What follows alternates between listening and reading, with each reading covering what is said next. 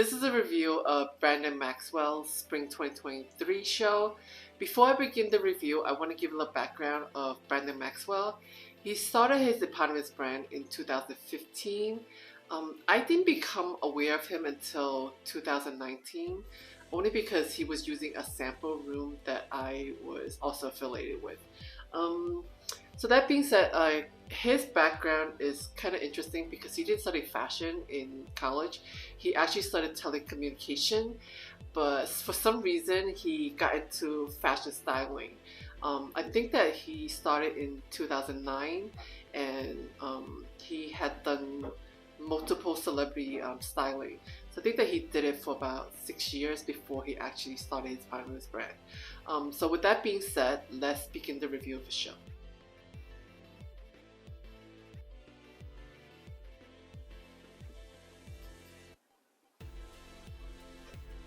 Okay, opening first look.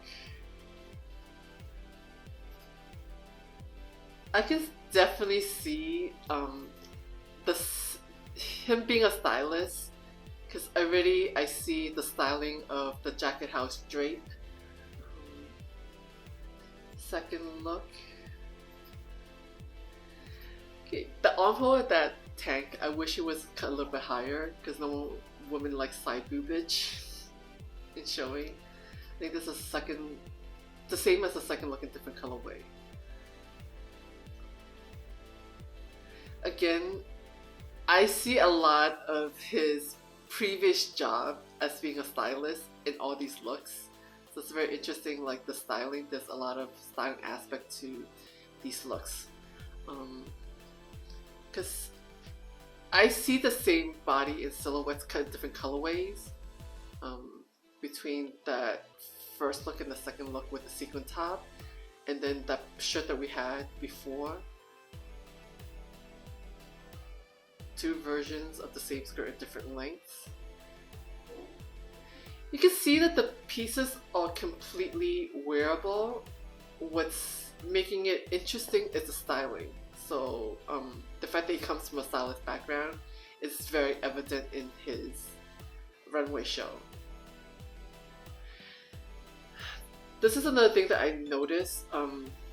This is maybe the third collection I'm seeing where I'm seeing sequins for spring in a lot of looks on the runway. That's an interesting styling with the overalls, and it's the second show that we're seeing overalls.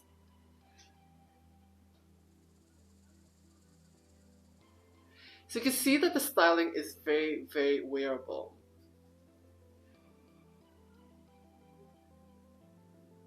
And the cuts, I would say that it's very well fit to the model's body proportions. That's an interesting low peplum with the low slung pants. This is the third collection that I've seen with the low rise pants. Even if it's not low rise, it's styled that way. So there's this whole thing about the early 2000s fashion with the hip huggers and stuff like that, making the runway in spring. So I can kind of see that. I do like to see that this skirt, we're seeing it in two different fabrications. We saw it in black, and then now we're seeing it in that lilac leather. This dress, I would like to see it in a full size plus size model, because I think that would be a different take. I do like the print in this. I do like the fact that there's a plus size model in that short dress. This is very, very reminiscent of Calvin Klein in the 1990s, I think 96, 95 or something like that. Maybe in the late 1997 collections. The t-shirt, the slip dress over the t-shirt. Again.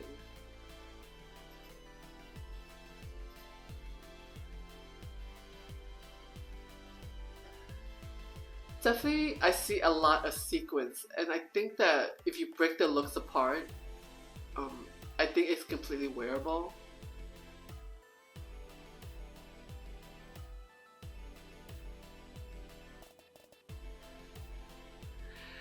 honestly, the proportions, it's definitely a very stylish kind of way of styling the long dresses. So we have the jacket draped over, so we saw it in 3 different colorways. This blouse, so 2 colorways. I like the sequence. You see that skirt? The peplum top. So you can kind of see even that lilac cardigan we saw in black. So it's not like a lot of styles, but because of the color and the fabrication pairings, it looks like it's a lot more looks than it actually is. So I do like this collection. The fact that it's not a lot of styles, but still you get a lot of looks. If you want to see an in-depth review of the looks and how to style it, please join my Patreon for the full fashion review of this show and many more from the Spring 2023 runways. So for the collection, I think the looks are very wearable, and I think that there are different body types that can fit into these styles, because they're not uniquely, reinventing the wheel. It's just a matter of putting in different colorations and also fabrications. So I think this collection is completely sellable and wearable, and the fact that he's styling in different ways, showing you different options of how to wear it.